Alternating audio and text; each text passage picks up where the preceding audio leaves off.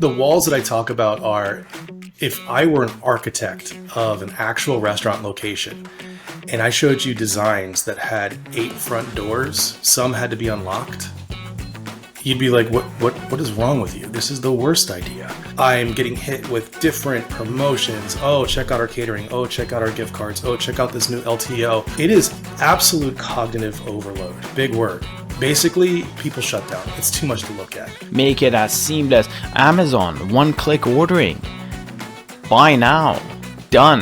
How should it be? So we know what it should not be. How should it actually be? Don't imagine it as a website. Imagine it as a real life interaction.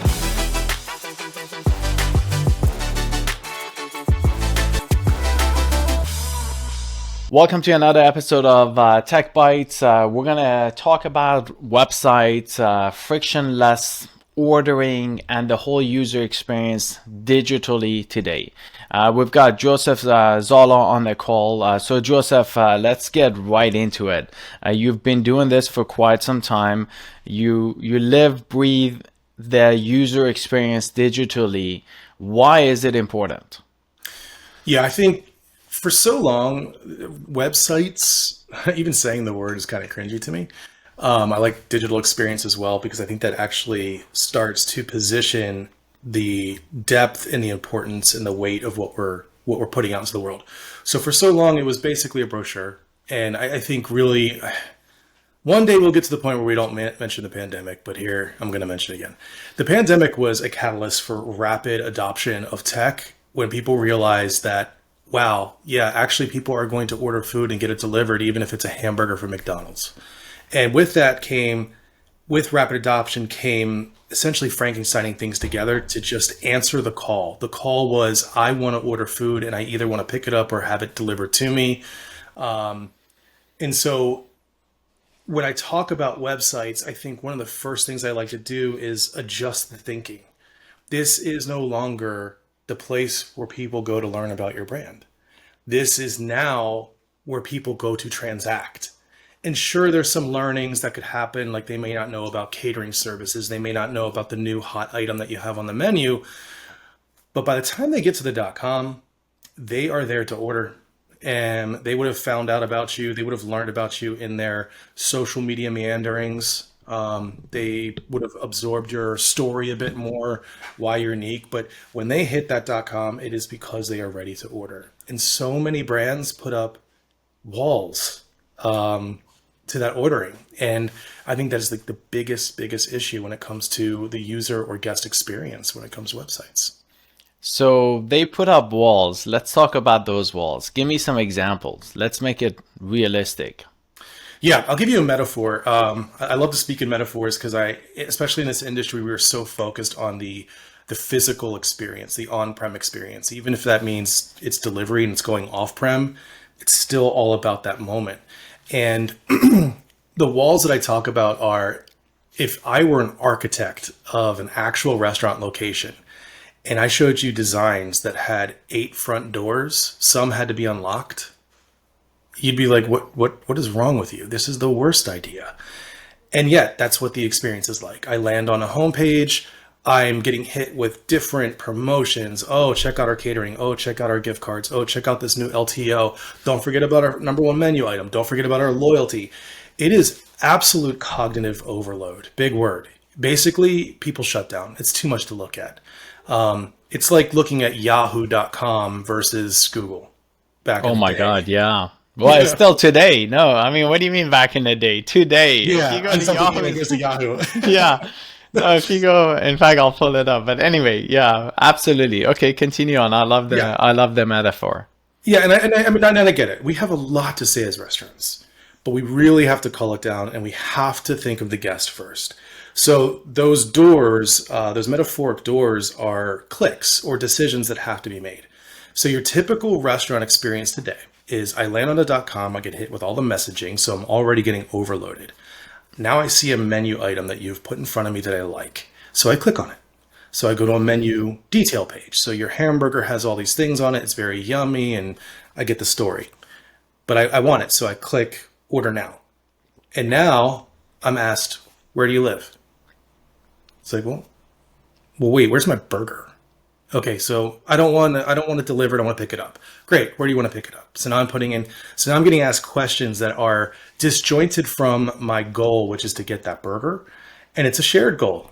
We want to give you the burger and we want you to buy the burger. And what ends up happening in that first moment of truth, which we call conveyance, is I'm having to make multiple choices and decisions that can either be very smooth and intuitive or it can be really clunky. And I call it a moment of truth because if it is clunky, if it is even a little bit annoying, I have, as a guest, I can just go to another platform like DoorDash and order it there. And if you're lucky, I'm still going to order your burger. But when I get to DoorDash, now I'm in a sea of competition like a food court where I'm getting marketed to, and DoorDash is going to prioritize other brands who are paying to be prioritized. They're going to promote free delivery from this other burger company. So the chances of me sticking with getting your burger start to diminish. So that's one moment of truth. Once I get my conveyance selected, whether it's delivery or pickup or some sort of unique pickup like drive-through or curbside, now I'm back, but oftentimes because that conveyance mode has to happen, now I don't know where my burger is. So I got to go find it again. And so as you can see right now, I'm already like 4 or 5 clicks deep. So 5 front doors. Now I find my burger. Now I try to add it to cart. Oh, but there are things that I have to select first before I can add it to the cart. So now I got to make more decisions.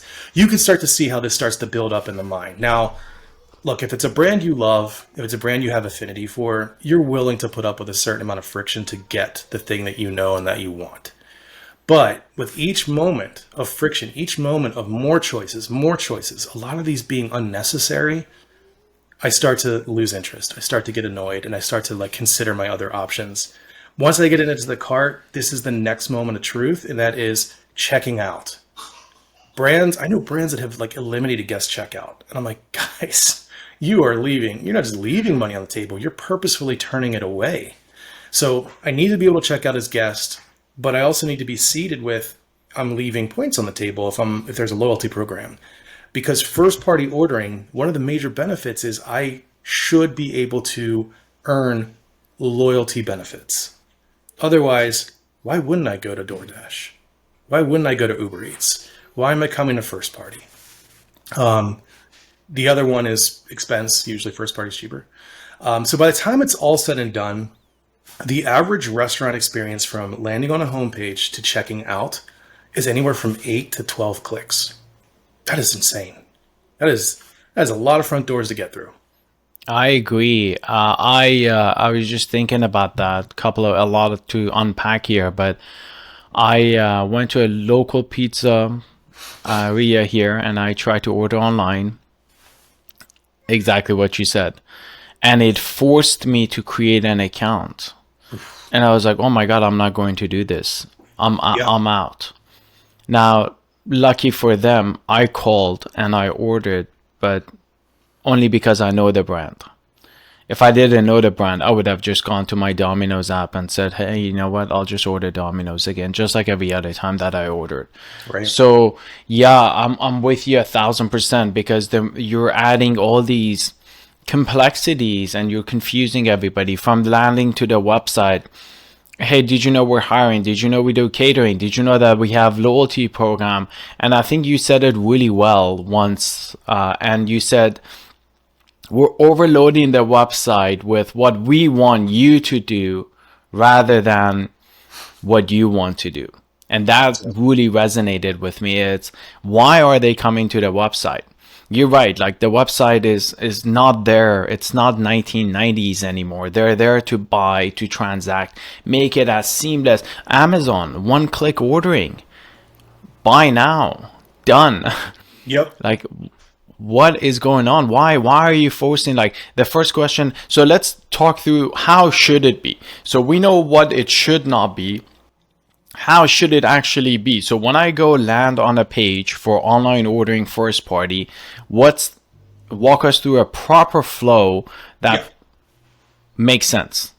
Yeah, 100%. I will anchor this with the best path for forward for everyone thinking about digital experience is to imagine in real life. don't imagine it as a website. Imagine it as a real life interaction. And so to just glom onto it, it's like, could you imagine going to a POS? Like you walked in the front door, you're standing at the point of sale, and you're like, yeah, that burger up there. And the person's like, did you know we do catering? And we have gift cards. And guess what? Guess what? Next week, we're launching a new LTO. You're going to love it. And it's like, right, but the burger today, right now, is what I would like to order. It's like, right, but have you joined our loyalty program? And you're like, guys, it's just in the way. I love it. The most important thing, so it's going to be semi-difficult. I kind of have to break this up. There are brands that are large enough that have a budget to invest in really fine-tuning an experience. And I don't want to focus solely on them because smaller brands that are up and coming, multi-units, or even individual operators, I think there are some solutions there. But the ideal, pretending budget's not a thing, the ideal is I land on a website and at least gives me the option of knowing where I'm at, where I'm coming from. So geolocation. I can opt out, of course. And if I opt out, I'm still shown a live menu that I can interact with. You're going to have to take care of conveyance at some point. So the sooner you do that, the better. So if I can figure out that, looking at data, historic data, that let's say most of the orders from online are pickup, then I want to default to pickup as a brand. So you're in a pickup order. You just got to tell me where you want to go. You killed the whole geolocation thing. So I need to prompt you and at least let you know that what you're looking at may shift once you select a location. So I'm allowing you to peruse the menu without having to make any choices, really. When you're ready, you set your conveyance, delivery, pickup, and the associated address. Once that's there, live menu, I would have as many simple items as possible. And what I mean by that is that one click to add to cart as opposed to customize. Everybody thinks they want customization. It's one of the hardest things to get through because there are too many questions. So you look at a brand like Chipotle or Subway, we've been trained to go through those questions. But when you look at any other brand, it's like these actually aren't choices. You should have a pre-built option. If someone wants to customize, they can, and they can go down that path if they choose. So within 2 clicks, essentially, I now have a burger in my cart or my order, whatever you want to call it, and now I'm ready to check out. Checkout should be as fast and seamless as possible while also doing, including intuitive methods of increasing the average order. So do you want a Coke with that? Do you want to, obviously I lived in Atlanta for 14 years. I said Coke. Do you want a soda or soft drink with that? But you don't want that to be in the way. They should be able to easily check out. So this is where some systems out there are great because you can do almost Shopify style checkouts. That's gold, man. If you have someone that is already logged in, that already has their credit card attached, then they can lightning fast and basically get through an order in 5 clicks. I think that's the gold standard that we're looking for. Outside of the add to order, because it'll be extra clicks if people add multiple things. So that can really only be done when you have the capability of editing and fine-tuning the experience with a full custom. That's not always the case, obviously. We have out-of-the-box systems that I think do a really good job of setting a foundation. My suggestion with this is going to be the maybe first bold thing that I say. If you are a small brand that does not have the budget for a full custom and you have great partners like Milagro or some other partners out there, my suggestion would be make your .com the ordering experience. Make your marketing site about .brand.com, which is the complete reverse of what we have today.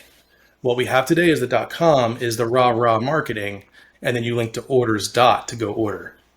For smaller brands, I say flip it and just put a link out to learn about the brand. That would be the best path forward, because then at least you are in a probably high converting UX when it comes to an out-of-the-box ordering system. Yeah, I agree. I think thinking through that as the point of sale, where you're walking up to the point of sale and you're not getting bombarded with those, why are you doing that digitally? So resolving that makes a huge impact. So absolutely. All right, let's continue on. So actually, let me recap that real quick. So geolocation, so you know where they are. Second thing, make the menu items simpler, so like similar to DoorDash, your featured items.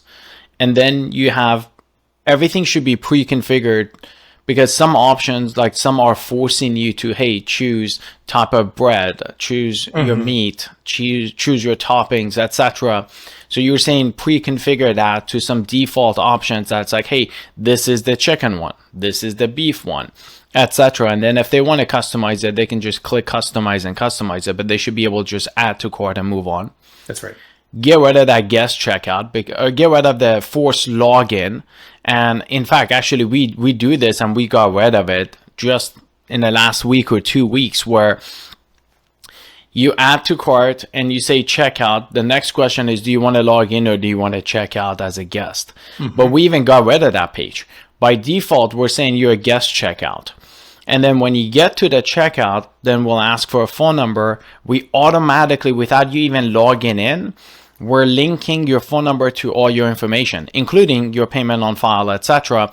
And then you can obviously log in if you want to, or if you're a first-time visitor, after you check out, we say, hey, you're only one step away. Just create a password and the account is created.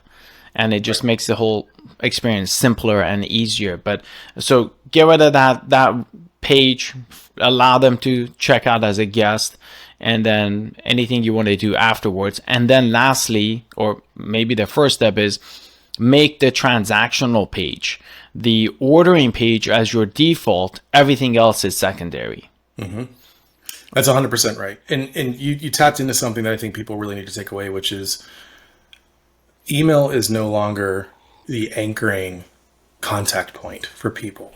It is not. And I think so many brands, so many systems and platforms still are heavily relying on email. Now, look, it's important because you have to be able to send messaging, system messages like orders being prepared, orders been picked up, yada, yada. And when you get into cell phone, you need people to say, yes, I'm okay with potential SMS fees and all that. But we're all so used to it. And we have a generation of, I can't even say tech savvy. They are like, it's tech integrated with Gen Z. But they are constantly managing the apps that are on their phone.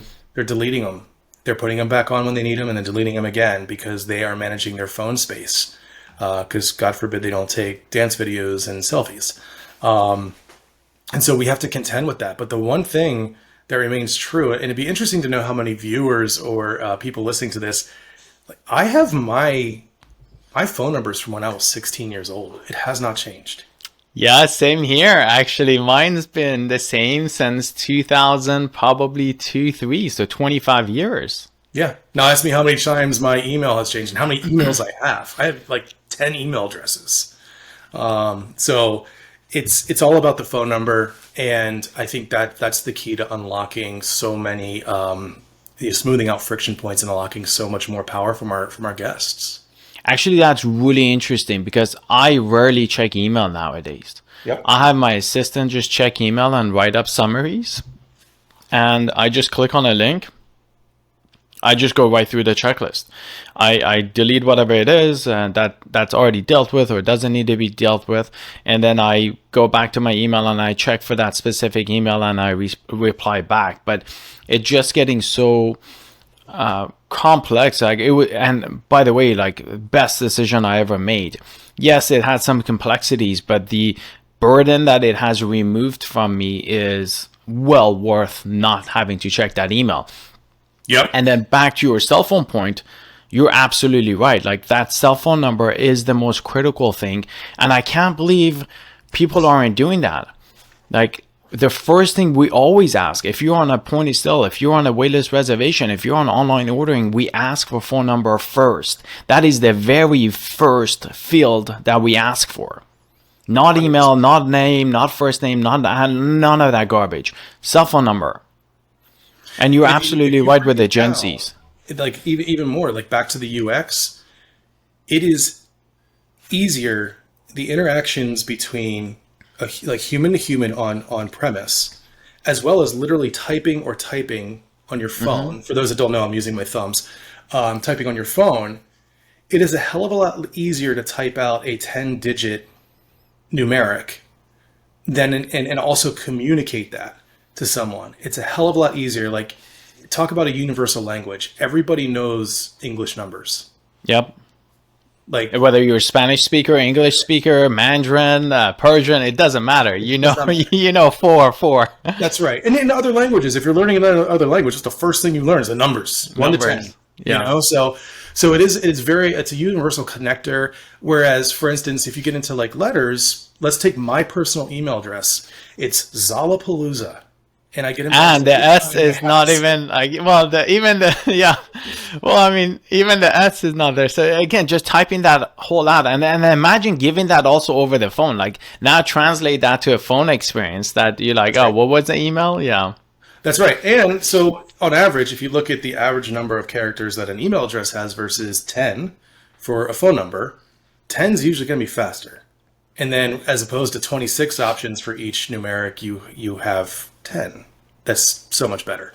So I'm a big proponent of phone as unlocking and being also the anchor for all the data, because that really is it's our unique identifier as people in this day and age. Anyway. And you're 1,000% right. I never actually thought about that. Now, the more I think of it, the more excited I get. Now, obviously, we did the phone number because it's easier, it's more unique, etc. But I never thought that, hey, my phone number hasn't changed in 25 years. No matter where I go, what I do, etc. It's still the same phone number from early 2000s. Versus the email address that has changed at least 4 or 5 times over the course of the same time range. And yeah, I have more emails than I have phone numbers. That's right. And actually, I think you said one more thing. Like, I'm curious to take to hear your point. Like, is it annoying to be texting the customer, hey, we got your order. Hey, the order's in the oven. Another text. Another text. Hey, the order's ready. Hey, another order. The food got picked up. And another order. The food got or another text message. The food got delivered. What's your take on that? Should it be part of the web integration like the Domino's one, where it's like order received, order in the oven, order ready for pickup, order picked up, order delivered on the web interface, or should that be a proactive communication? Yeah, it's a good question. I think it's going to be slightly different from brand to brand, of course. I think critical messages of status are important. I think of it a lot like the table touch in full service restaurants. So if the whole table orders a salad, and someone orders a steak, then I think it's very viable for someone to come back and say, hey, salads are taking a little while. The steak's taking a little while, and we're waiting on the salads as a result. So it'll be another 10 minutes. That's important. That's important information. It's in the oven. Kind of don't care, man. I don't care because I want it here. I want it in my mouth. So let's go. Yeah. And if I get a ping, I get excited thinking it's going to be a delivery driver has picked it up message. I do like, I like DoorDash's system of communications. From a UX perspective, because the comms are, each one is important, and it is leading up to either that delivery or my upcoming pickup. And I think you just, again, think of it as a room, think of it as an interaction with a human. If I told you every single step of the way verbally at a location, you'd be kind of going crazy. It's like, hey, I'm putting it in the oven now. Yeah, like, exactly. Like, okay, I see. I'm hungry. Come on. So I just think of it like that. Now, if it's a brand where that is a critical, important part of the process. So let's just say, our pizza is the freshest, warmest, hottest pizza you're ever going to get. Then you know what? Telling people that it's in the oven and they can kind of see how fast it goes from oven to my front door. That's an important narrative, I think. But as with everything, I think you should give people a way to opt out of superfluous and only commit to critical messaging. Gotcha. And obviously that reduces cost because you're not having to send a whole bunch of text messages and etc. Right. But let's talk about these menus and the website stuff. So you go to a website with, Asia, those countries are so far ahead of even just a few months ago. First time I went was in 17-18. Starbucks was printing a QR code at the bottom of the receipt, which was it was unheard of in the US. Like, holy smoke, they're printing QR codes. And then when I go to pay for something, like you could just pay through a WeChat. They use WeChat there, and you could just literally pay anything, everything there. Or even just this last time, a few months ago, when I was in that region, they all had QR codes. You scan the QR code, you just pay for it right from your mobile phone. There is no POS. There is not. So, and then when I was there in 17, 18, what they hadn't gotten is you scan the QR code and it gave me the same PDF that was in the menu there. So that's actually the first reason I started one of our early products called Smart Menus, because I wanted pictures to be there. So let's talk about these pictures and the role of pictures and how to use that, because DoorDash, Uber Eats, all of these guys are heavily picture driven. Yep. But you go to a restaurant website, you click on a menu and it's a PDF that you open up.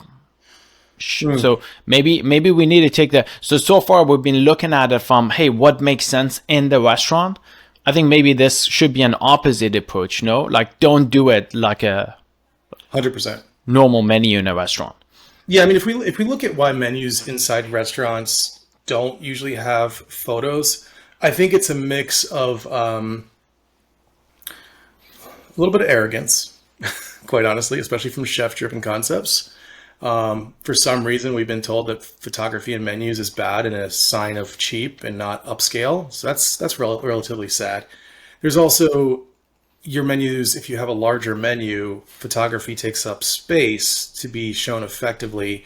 So you end up with multi-page menus, which from a user experience aren't as great. So there are reasons why we got there. But online, digitally, food pictures sell when they're done well. People don't read. We just don't. And I think we want to imagine that people are going to read your list of ingredients that make this dish so amazing, but they're not. And usually you're using ingredients, especially the chef-driven concept, you're using ingredients that people actually don't know. Yeah, I don't know what some of this stuff is. I'm like, whoa, yeah. In fact, So even I last can't night. taste it. It's like, Yeah.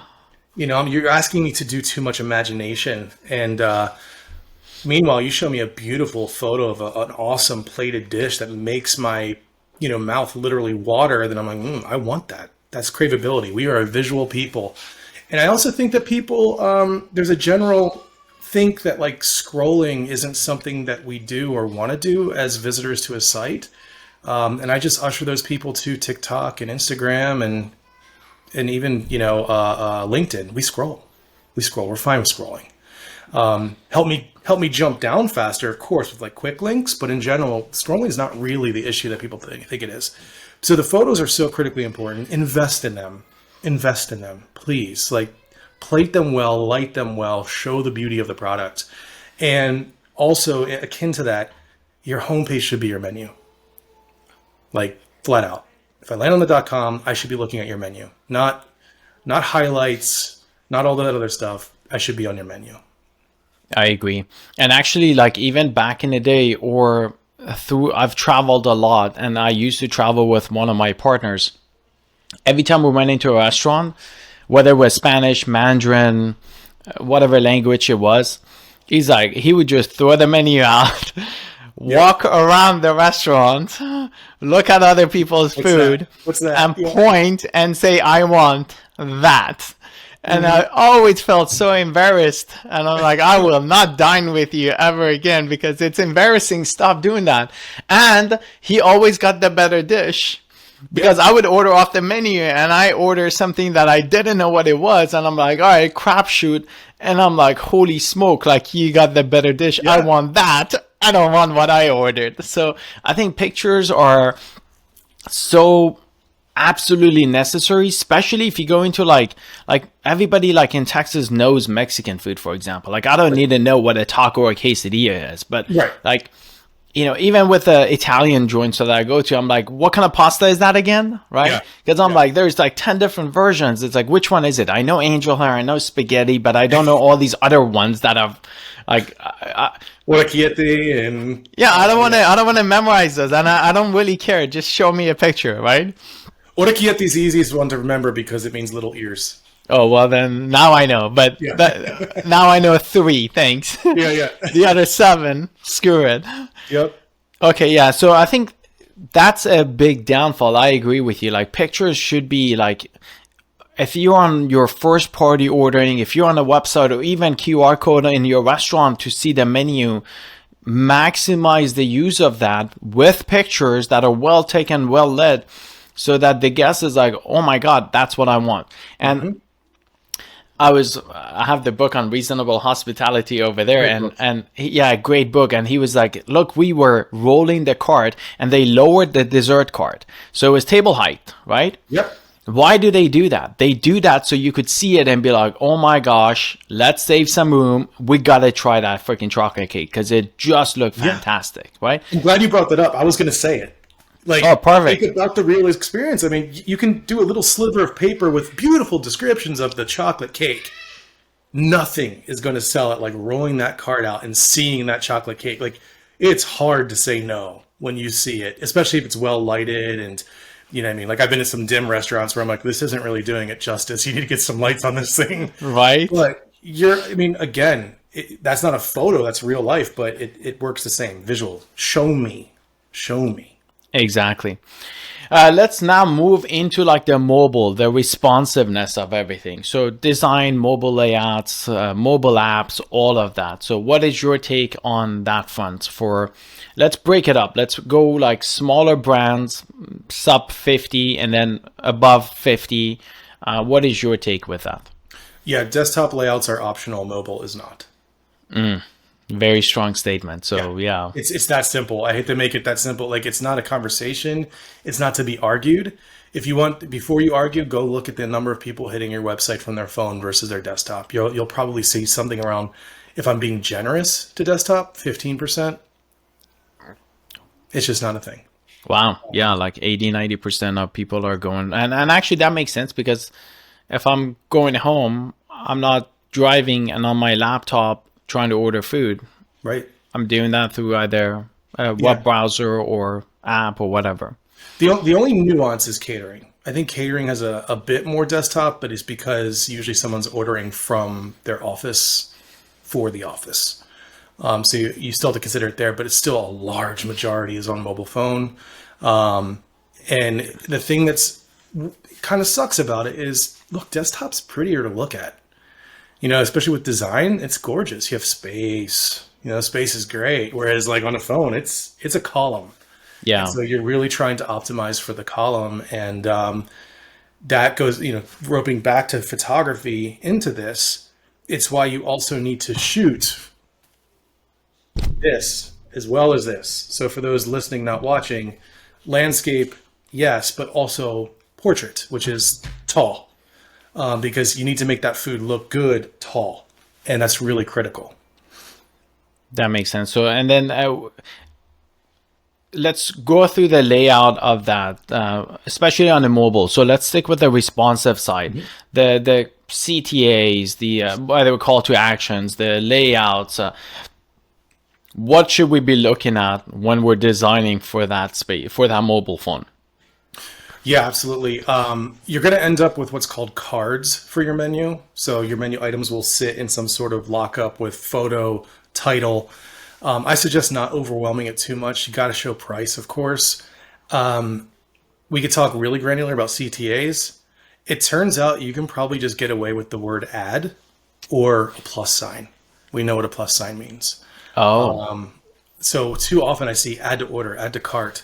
By the way, we don't buy restaurant food in carts, so don't call it cart. oh yeah, that's true. But you can just put add.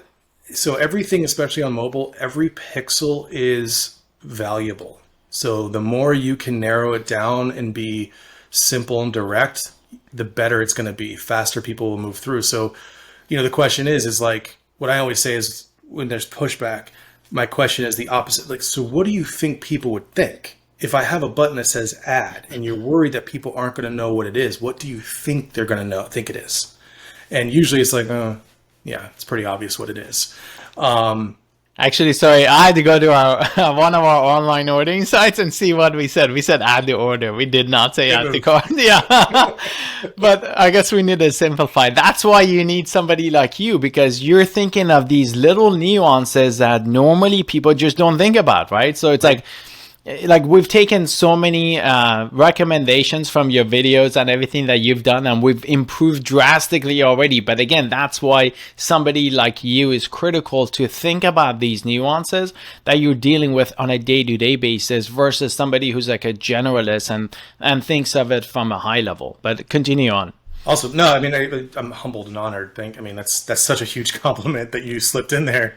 So thank you for that. But yeah, so you got to think about the column. This is a point where I think a lot of restaurant brands have not realized that they have an opportunity to do this. But you should be thinking about the order of your menu, the way you would engineer your menu physically. So we've all heard like the stars, workhorses, dogs and plows, blah, blah, blah, all that stuff for menu engineering. You need to do that digitally too. So like order your menu by popularity and profitability and get the order right and adjust it. You have the ability to adjust it on the fly because you don't have to run 10,000 menus print. It's instant. You're good. So move it around to try. Like it's all about squeezing the incremental dollars out of average order values as well as just in general. Get more items in the cart. So you want to be seeding that as much as possible without impeding on their desire to order the thing.